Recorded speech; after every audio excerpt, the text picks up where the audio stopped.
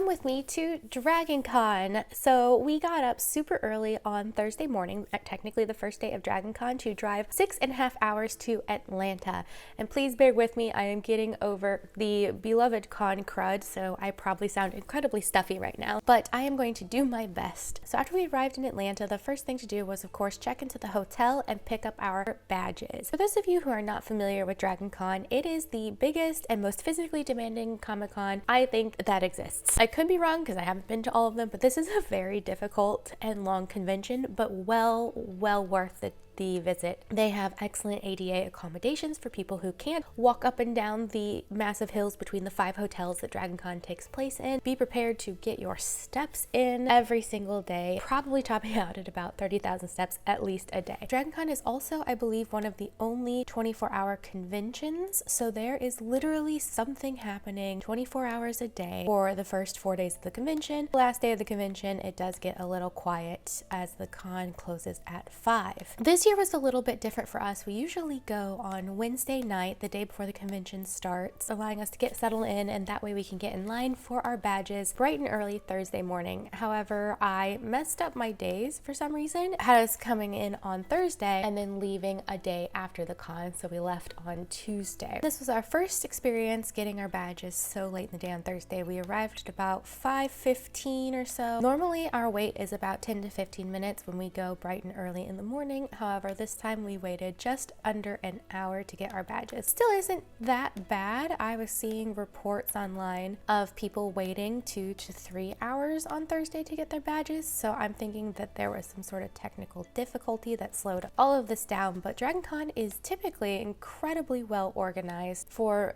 their line management as well as programming and such. So, but an hour to pick up our badge when there's, 80,000 people and the majority of people are coming in on Thursday, that's really not that bad. So after getting our badges, we decided to walk over to the Peachtree Center for dinner before setting up my costume in the costuming exhibit. I absolutely love DragonCon because you will see so many variety of cosplays from start to finish. You will get some really funny, clever ones, you'll get some really popular ones, and you'll also find some very obscure costumes. DragonCon is such a great place to go if you enjoy cosplay. Peachtree Center is like a, I guess, underground food court. It connects to the MARTA train station, and there is a large variety of food. And they also have extended hours specifically for DragonCon. My favorite place to go is this ramen and tea shop. They have these kimchi udon noodle bowls. That is my favorite. And I got to try my very first Dairy Queen Blizzard. After dessert, we walked back through the Sky Bridge to go set up my costume. We set up Ravenna in the cosplay exhibit. I was so incredibly excited to have her here. My costume was right next to Solar Wolf's Jon Snow, and then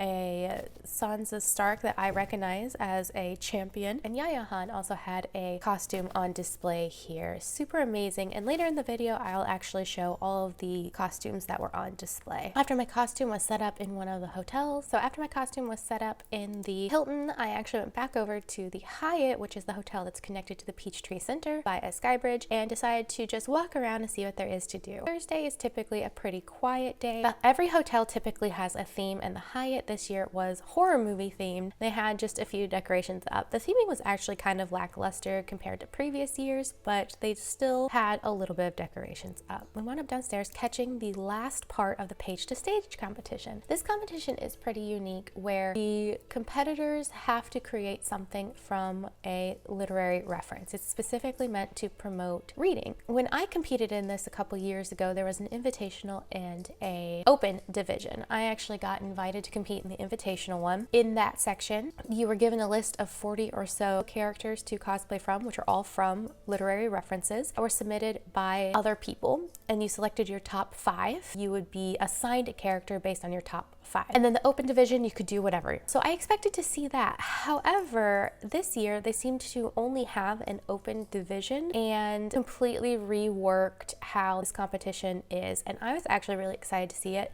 I didn't enjoy so much the assigned character part. I meant to compete last year in 2024. I was assigned Scarlett O'Hara. When I selected her as part of my top 5, I thought that would be fine. However, I wound up absolutely hating the character and the dress. So I wound up pulling out because I wanted to start on Sakizo instead of making something that I absolutely despised. This seems to be more of a typical cosplay competition, and I really enjoyed it. The moderators were great, and now I'm thinking about competing next year. DragonCon has its own television service, I guess you can say. Select panels and competitions will be streamed directly into host hotel television. So there's 5 host hotels. We actually got to stay at one of them this time around, the Westin, and there are 2 DragonCon channels. One channel is for current events, and the other one will continuously broadcast past DragonCon events. I got to see part of a parade from 2015, for example. This is really nice because there's, like I said, 5 hotels, and there are things happening across all the hotels. DragonCon is so big that it's divided into tracks, such as like a costuming track, a high fantasy track, a robotics track. There's literally something for everyone. And each track has its own programming. And there's so much going on that the guidebook for this is like an inch thick. It is huge. And so it's nice that they broadcast some things. We don't broadcast everything. So the next morning I decided to dress as Mira in this last minute Amazon purchased cosplay. So there was no styling involved, but I had a lot of fun. And we decided to go down to Starbucks to get some breakfast, followed by walking over to the vendor hall. Is quite unique at DragonCon. It takes place in what is called America's Mart in downtown Atlanta. America's Mart is technically, I think, 2 separate buildings connected by a sky bridge. You have one building where the vendor hall is, and it is 4 floors of vendor, including artist alley, and it also contains the workshop area. So you can pre-purchase ticket to take specific workshop classes, often hosted by Famore, the sister company I really like. And this is the trick to get into the vendor hall easily. The vendor hall has a fire code capacity, and we have, 80,000 people or however many coming through to DragonCon, and the vendor hall is probably the #1 attraction. So you often get a line that multi-wraps around the building, and they will have to pause it to make sure that they stay within fire code. And it doesn't typically matter when you get in line, you're probably going to have a wait. But your trick to getting into the vendor hall to avoid the line is to purchase a workshop ticket. So you purchase a ticket, you can get into the vendor hall 30 minutes before the workshop actually starts. We still had a little bit of time, about an hour before we could get in with our workshop ticket. So we decided to go over to the second part of the America's Mart building, which contains the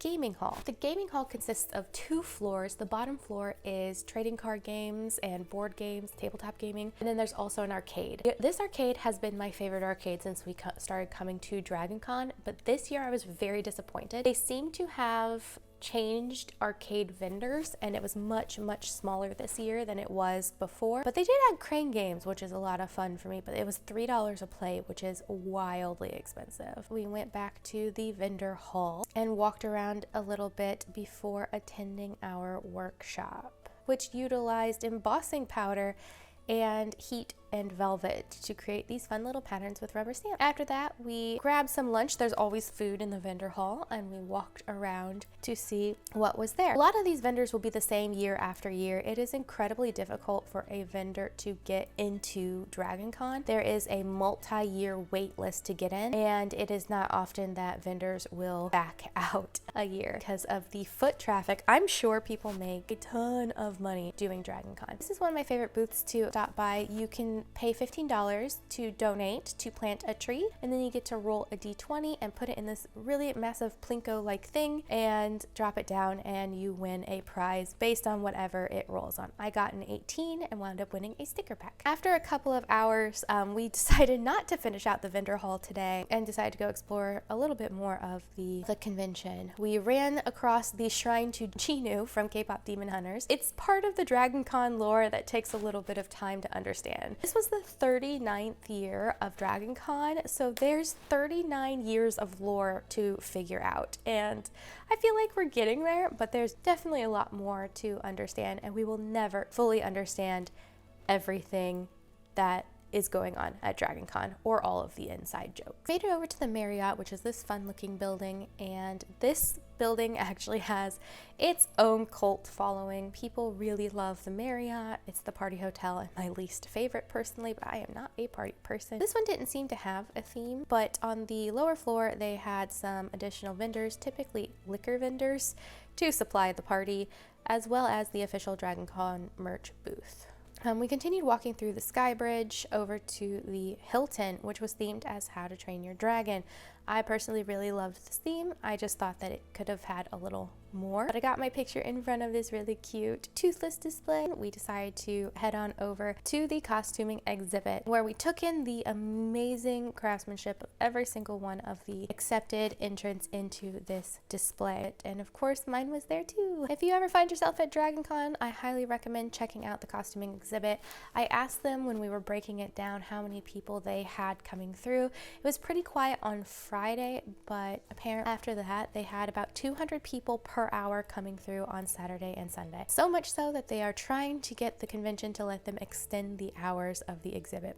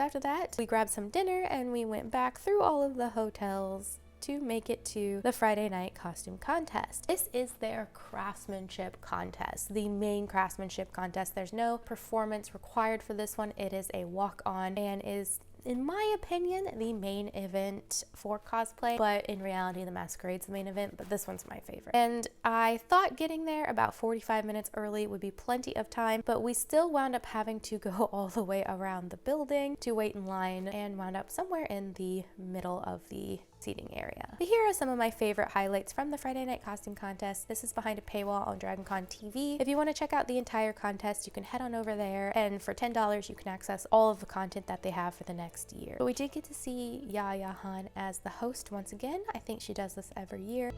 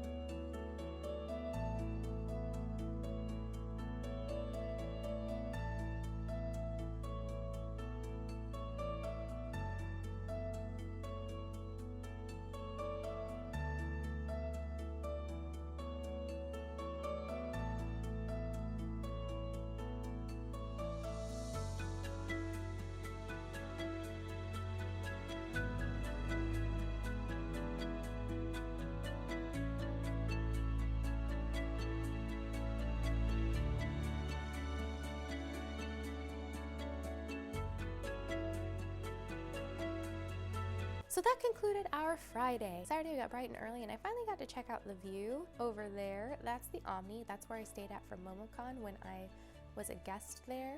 MomoCon takes place right behind it. We decided to start our day off with swag hunting. Swag is a DragonCon tradition where people hide little gifts around that you can just have if you find them. I actually brought some swag to hide myself. And the way that you know if it's something you can keep versus something someone potentially lost is there is a tag on it from the Facebook group.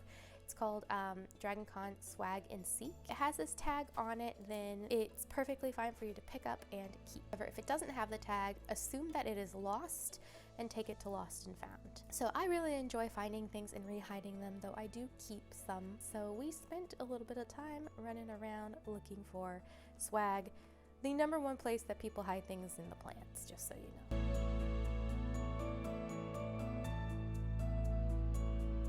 And we decided to go back to the hotel so I could put on my costume. Today I was Carmen Sandiego, and I had some really fun badge ribbons to hand out that said you found Carmen Sandiego. So if you found me and said something, probably got one of those badge ribbons. Saturday is the busiest day of DragonCon. Look at how crowded the streets are. There is a parade that happens early in the morning, and not only do DragonCon attendees turn out for this parade, but so do people who aren't attending. It's free to attend. Also, anyone can walk in the DragonCon parade. You just have to apply for it before spots close. So this is a really big event, and oftentimes people who don't want to see the parade wind up going to the vendor hall thinking they'll be able to get in line sooner. I decided to attempt to get back into the vendor hall since we didn't finish it up on Friday. This trick has worked for us in the past. However, I think everyone else is catching on that this is the time to get in line, because we still had to wait in line for about an hour in the Atlanta heat to get into the vendor hall. But trust me, that seems like a crazy wait line. First of all, it's worth it because it is one of the best vendor halls I've ever been to. And second of all, that's still really short compared to where it will be in about an hour or two. Long lines are just a fact of life with DragonCon. There's so many people there, it's going to happen. After that, we went walking around a little bit and we found this life-size TARDIS with this amazing weeping angel doctor, and I got to take a quick video with the TARDIS itself. Where in the world is Carmen Sandiego? She's not in the world, she's in the TARDIS. Then it was time to head back to the room to change because I was actually part of a panel for Sarah Mew, which is part of the theater track. After our panel and taking off Aurora, calling it a pretty early night, I was exhausted. Sunday morning dawned bright and early. Today I decided to wear my TARDIS dress that I have not worn in years and was actually incredibly surprised that it still fit. So Sunday we wound up going to the gaming center to finally accomplish a thing I've been wanting to do forever. That is a paint and take mini. For free, you can get one of these little minis and you can just sit down and paint it with model paint. For a little donation to one of their charities, you can select from larger minis, but they only accept cash, and I didn't have cash on me, and I don't trust random ATMs in the wild, so I just painted one of these Gondor soldiers that they had set up for free. So after that, we decided to walk around the hotels a bit more, looking for swag, hiding swag, and then checking out the cosplayers. Most of what I like to do at DragonCon is just walk around and just take in the atmosphere of everything. It is such a fun and inclusive event, and you see so many creative cosplays. I just love being here. It may not look like we did a lot, but we did do a lot, and even when we weren't actively going to a panel or anything like that, we still had a lot of fun. But Sunday was panel day for us, so we wound up going to a panel in the theater track all about weathering costumes, which was an incredibly fun and interesting panel hosted by 3 industry professionals. And then as we were leaving, the panel room was right next to the cosplay exhibit room, and when we left, we got to see the line for the cosplay exhibit.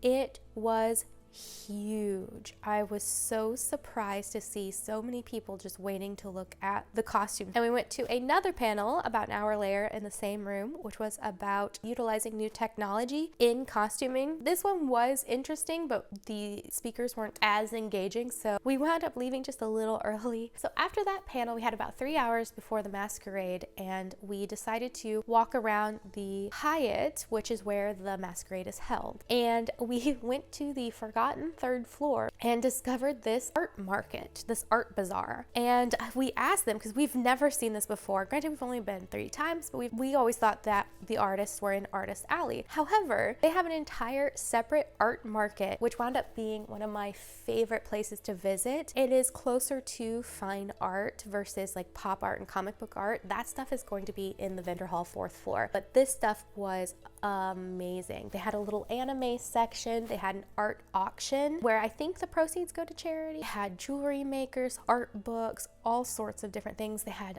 musicians playing, and the best part is you don't have to wait in line to get in. So if you want to avoid the vendor hall but still want to go check out some areas to shop, so there's this whole other market, and they've been in the same spot apparently for 20 years. So we'll definitely be making sure this stays on our to-do list for next year's DragonCon. I wound up purchasing a couple pieces of artwork and a piece of handmade chainmail jewelry from here.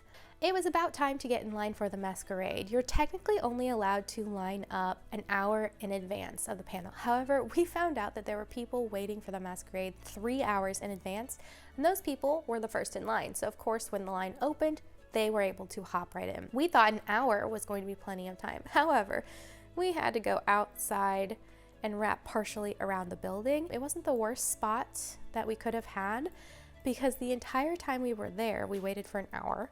The entire time we were there, the line kept growing and growing and growing, and it multi-wrapped around the building. So next year, I think we're going to arrive even earlier.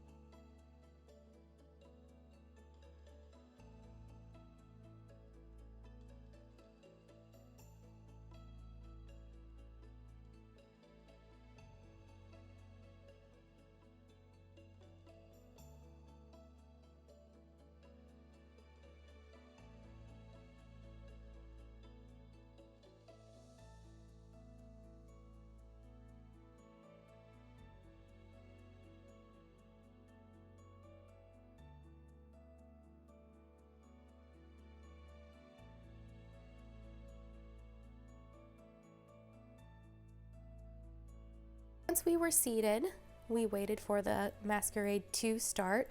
I really enjoyed the hosts. I thought they were incredibly kind and caring, and they seemed to thoroughly enjoy every single performer that came on stage.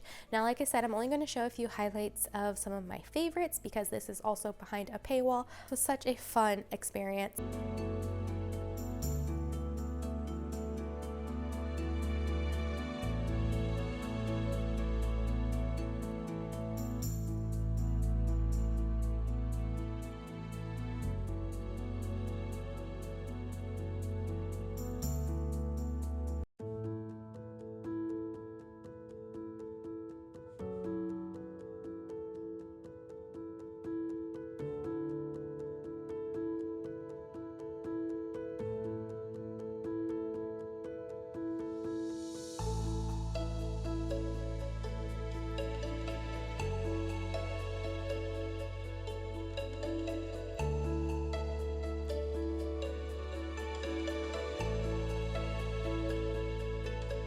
We are proud to introduce our benevolent Saint Joan de Fabrique.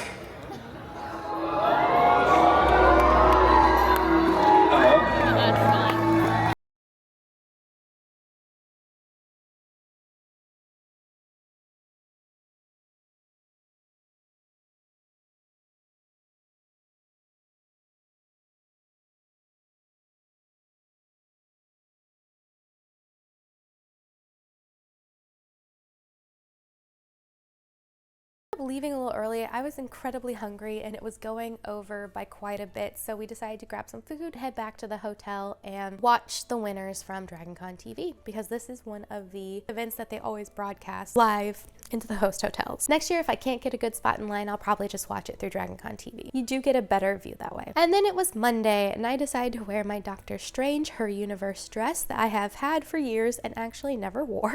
And we decided to take one last trip into the vendor hall. The vendor hall wait time only took 15 minutes, which was the shortest it had ever been. It was essentially a walk-in. The only reason it took 15 minutes because there were so many people ahead of us that we all had to shuffle in. After the vendor hall, we wound up checking out the rest of the con on Monday. I have heard that it's mostly empty, mostly clears out. However, the vendor hall later in the day, that was still a multi-hour wait. So I don't know, I guess all the people went to the hall one less time like we did. But it was fairly quiet, there wasn't much going on. There were a few panels. Since it closes at 5, I think a lot of people just choose Monday to leave. We usually do. I accidentally somehow scheduled our stay through Monday, so we left on Tuesday. But it was fun to just feel how quiet everything is. You got to see the final stage of the shrine. We went back to the gaming hall for a while, got to play some games, and then we decided with 2 hours left of the con that we were calling it. That was the end of the convention for us, and I went back to start packing some things up so it wouldn't be so overwhelming later. One of the things at DragonCon that I really love is badge beards. So the idea is that you collect as many badge ribbons as possible from other guests or from swag, as many badge ribbons as possible. But this is the longest badge beard I have ever had. It went past my knees, almost to my ankles. What's so funny is I actually found 2 additional badge ribbons after I took this video. I also was given some cute little charms. A few were given to me because I was dressed as Mira, and I got one really pretty snowflake from a girl who was dressed as Elsa because she really liked my Sailor Moon shirt. And here's some of the things that I got from the con artist bazaar and the vendor hall. Some beautiful pieces of artwork. I got a new gift for my friend, the Scooby-Doo drawing from one of the original sketch artists. I won this Hello Kitty from the Crane game. I was very proud of myself. I have mentioned swag quite a few times. Here is the swag I took home with me. It fits in this paper bag, and it's a lot of little trinkets and stuff, but I enjoyed finding it. Now, I may hide some of this next year. Some of it is definitely going on my little keepsake shelf, but I love finding swag and all of these little things to remember the con by. Some of the amazing people that I met along the way. And then we decided to try and find dinner, which was a problem because it's Labor Day and apparently everything is closed once DragonCon is closed. We wandered around, checked out some more of the sites, and struggled to find food. We were in awe over the dirtiness of the place. This place is trash. DragonCon is notorious for trashing the hotels, and I've never really gotten to see the aftermath before because we always left early Monday morning. But it was awful. The carpets are stained, there's dirt all over the floors, people left just paper and cups everywhere. The shrines wound up being trash piles in the end. It was pretty absurd. And with that, I got one last photo in front of Toothless, and my husband decided to run off with my phone, which gave us this really funny video that I think really encapsulates the fun that we had at DragonCon. So with that, I hope you liked this video, and I hope you enjoyed the vlog of my experience at Dragon. Next year, I'm hoping to participate in a few competitions, so I'll be able to document that. If you like this video, hit the like button, subscribe for more content from me, and with that, I will see you in my next video. Bye!